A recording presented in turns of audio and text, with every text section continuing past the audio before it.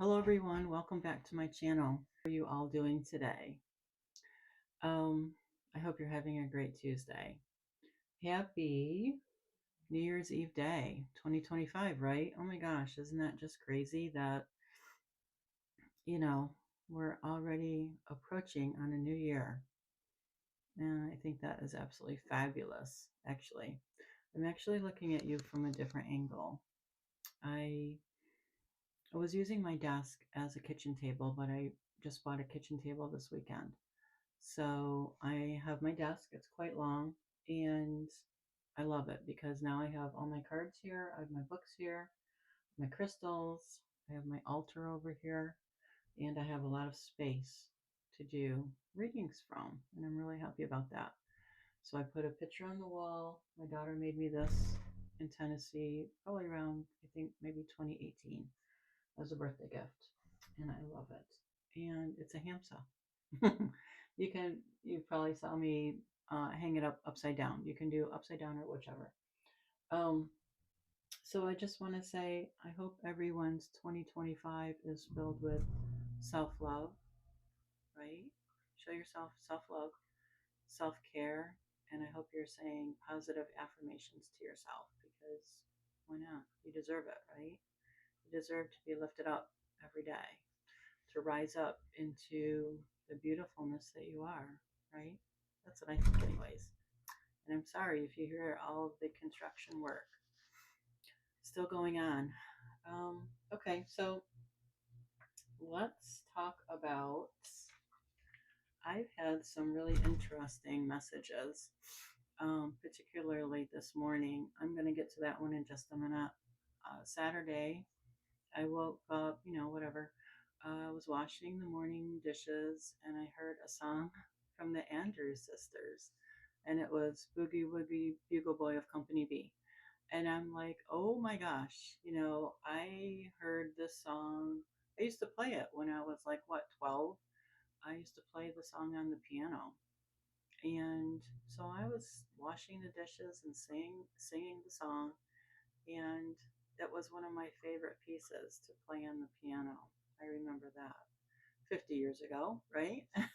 So that was pretty incredible.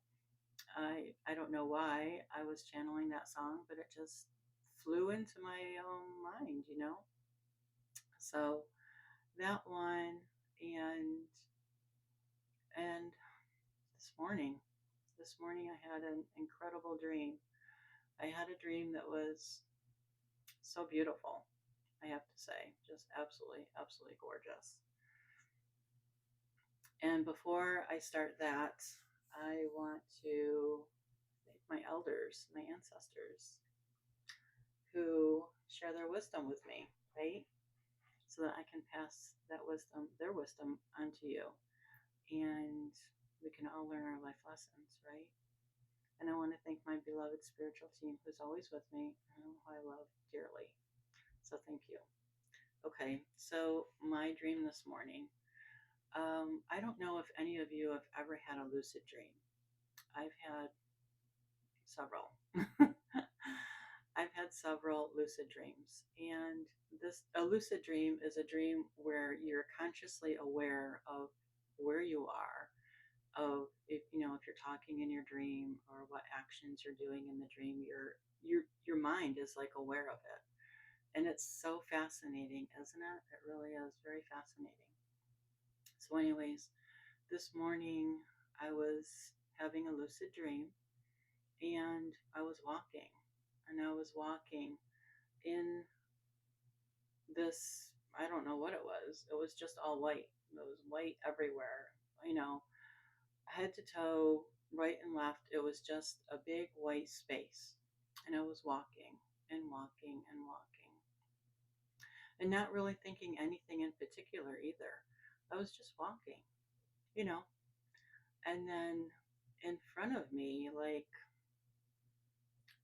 I don't know, I want to say maybe 2 rooms away, that distance, okay? So maybe, let's just say 12 feet away, there was Lord Jesus Christ. And I remember looking at him, and he's walking towards me. And he had brown hair, about maybe down to here. And he had on like it wasn't a robe. It was like a smock, a white smock. And it was, I don't know. I thought it was a belt, but it wasn't. It was more like a sash, a brown sash around his waist. And so he was walking towards me, and I just kept looking at him, and like his eyes were glistening. I mean, just like gorgeous, just beautiful, beautiful eyes, right? And I just remember I was so calm and peaceful. You know, I wasn't freaking out or anything. And I was just so calm and peaceful. And we walked together and we embraced each other and gave each other a hug. And it's so incredible. It really was. I felt I felt the energy in my heart go into his heart. And it was just like I've never had that experience before. It was just like this rush of energy, from me to him.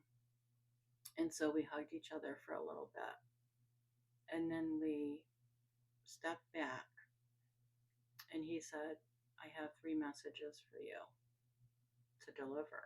And I said, okay. And I wrote them down when I woke up this morning. The messages were, whoever is operating from a God complex within themselves, my father is not impressed. And they need to fix that immediately, immediately, immediately. And I'm thinking, oh my gosh, right? And then the second message was, whoever is doing dark magic, black magic, anything negative or toxic, voodoo, whatever people do, he said, we are not giving 1, 2, 3, 4 days anymore for people to make it right. He said, if someone does that, black magic, voodoo, dark magic, negative, toxic energy, whether they think it out, like in their thoughts, or speak it out, or in their actions, he said that is going to come immediately back at them. He said, you either have 2 choices. He said, you either follow and love myself and my father, or you don't. And I was like, I could feel the intensity of his words go through me, his energy, right? He wasn't playing, he was serious. I got, and I was like, oh my gosh, thinking, whatever. I was like, I knew I didn't have to be afraid in his presence, right? Um, but yeah, he was serious. And then the third message was, do not touch my anointed. Do not touch my anointed ones. And to my prophets, do no evil. And then he looked at me and he said, and how are we? And I said, we are, what did I say? I was like so nervous. I said, we are solid, you and I. And when I said that, he smiled, right? If you can the, you know, picture Jesus in your head, right? And he smiled in this beautiful smile. And do you remember when I did that video about me being homeless, but I had a protector all along? That was when God showed me his white light. That's what his smile was. He smiled, and out came this beautiful white light. It was like this most gorgeous sunshine, and it just filled the entire space. It just filled it all. And then I was back in my bed sleeping. And I woke up and I was like, oh my gosh, I just had a dream about Lord Jesus Christ. Oh my gosh. I was just like, and I'm still just like, you know, nervous and just not so much nervous, but just, you know, how often does anyone, right? Get to see Lord Jesus Christ in their dreams. I mean, come on, right? So that was quite incredible. And so, yeah. Oh, and then also this morning, I remembered that I had done a reading. I don't, I can't recall which one it was, but it was when I said, you know, if someone's doing black magic or anything towards me, it's not hitting me. And I said, God gives you 1, 2, 3, or 4 days to make it right. Yeah, they're not doing that anymore. Isn't that incredible?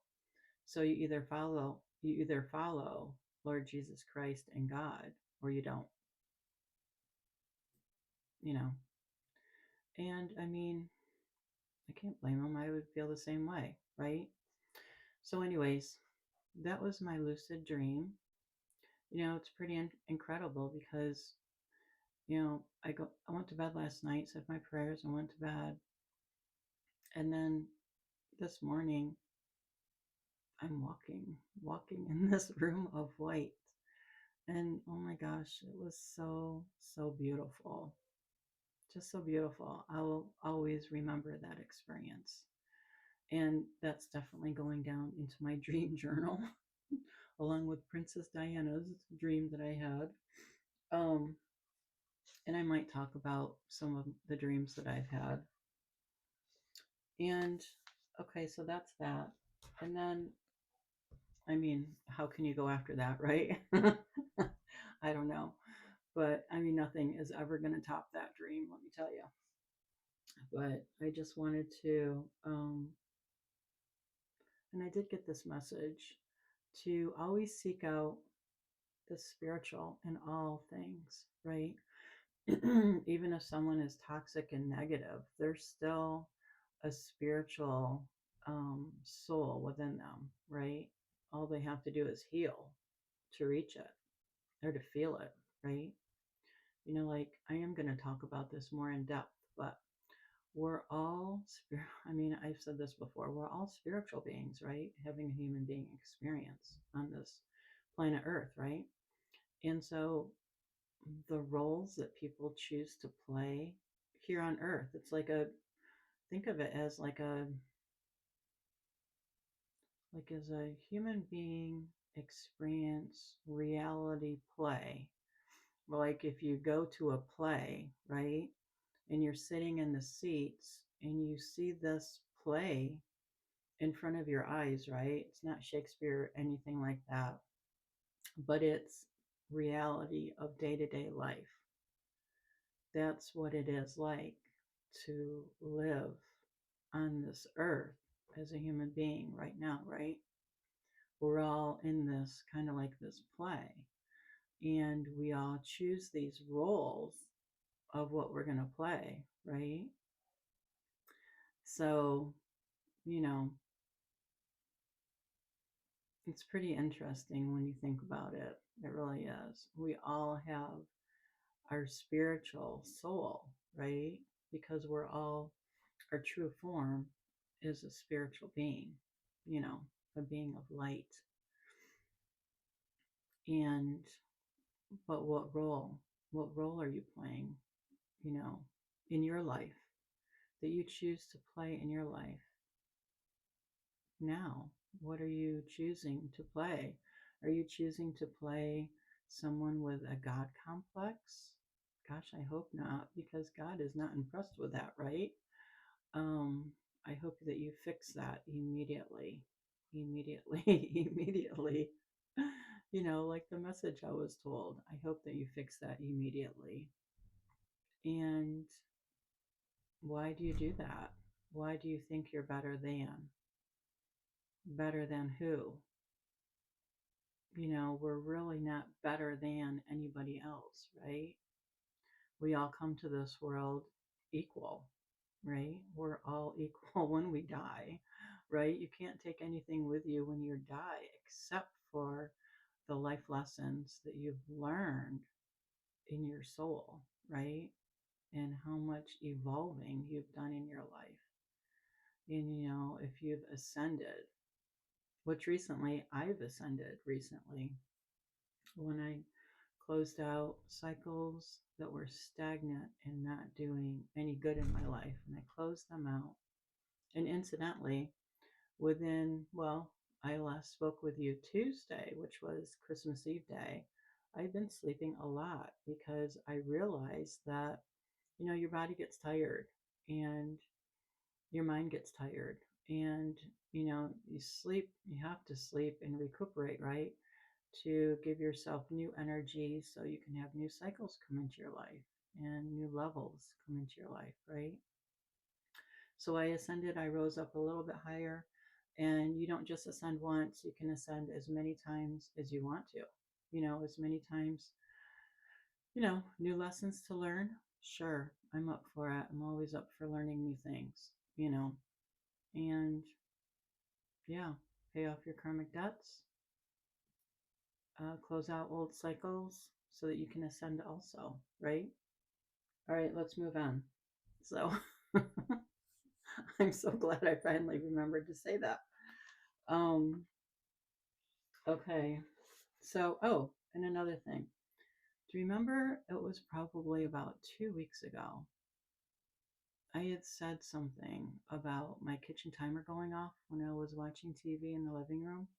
And I said it's about 2 weeks ago because my living room was different and then my spiritual team helped me rearrange it. I still love it, anyways. But I was thinking about that this weekend and I was like, oh my gosh, it was my grandmother, my grandma Beulah, because she was a cook. She was a cook at home, obviously, and she was a cook for a profession. And I remember I had been thinking about her an awful lot, and I was talking to her in my prayers and saying, I wish we had gotten to know each other because I think I only met her like once. And I remember that, we lived on Star Road. And my older brother and I were riding bikes, and I was at a neighbor's house, and they had a big hill, and my brother was coming out of the driveway. And I mean, this was back in the 60s, and there was like no traffic or anything, right? So we always played in the road, you know, as a lot of kids did, I'm sure, back in those days. And so, anyways, I was coming down from my neighbor's hill. And I mean, you get a lot of momentum, and I was going really fast, on my bicycle. And I was coming down, and my brother was coming from our driveway onto the road. And we kind of like collided. And our bikes were crumpled up in the road, and I had hit my head on the street, and I was crying, and my mother was coming out of the house, and she was screaming, get in the car, we're going to go see your grandma, get in the car. And I was just crying so much because my head hurt. And so took our bikes and just left them on the lawn. And I remember we had a purple station wagon. I love that car. And my brother got in the seat behind my mother, and then I got in all the way in the back, which was like I don't know, like a 4x4 space. There were no seats there, but I was there. And I kept crying and crying. And my mother said, if you don't shut up, I'll give you something to cry about. And so, anyways, we get to my grandmother's place, and she's staying at a senior citizen building in Dryden. And I still remember the name of it. The name of the drive was Neptune Drive. I thought that was interesting. Neptune Drive. And so we get to her apartment, and she was sitting in a rocking chair. And she let me sit on her lap. And she kept rocking me back and forth. And she was asking me why I was crying. And I told her why, that I hit my head on the road. And she said, you know, Patty, did you give your, Julie anything for her head? And Mom said no. And So she just, kept rocking me back and forth and, showing me some real kindness, And I think that was the last time I saw her. And I think I was probably, I don't know, maybe 8, very young, maybe even 7. And that was the last time I saw her. And so, anyways, I've been thinking about my grandma Beulah recently and just wishing that we had a relationship and that I had known her, you know. And I do believe that her spirit was the one who turned on my timer, my kitchen timer in the kitchen 2 weeks ago. I think she wanted me to know that she was there and that she heard me. So I thought that was pretty incredible. Yep, very touching. Um, hmm,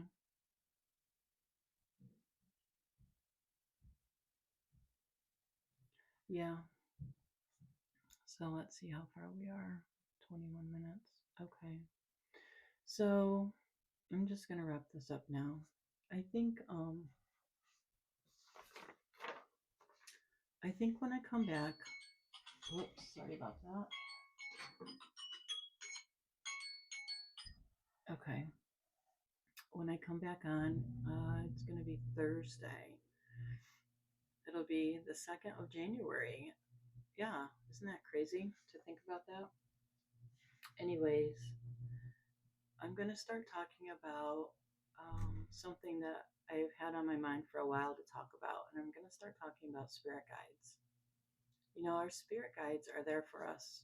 Whenever we need them, we can just call on them for assistance or for some love or help or whatever, right? And so I just want, I want you to know that I'm going to talk about spirit guides and how they can help you heal, okay? Because everything that I talk about is all about healing.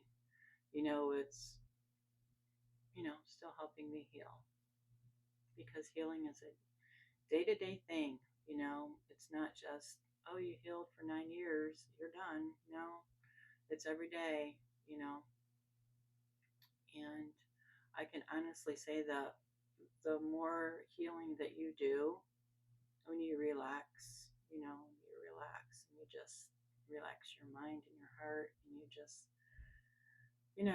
sit in complete silence and just see what comes up.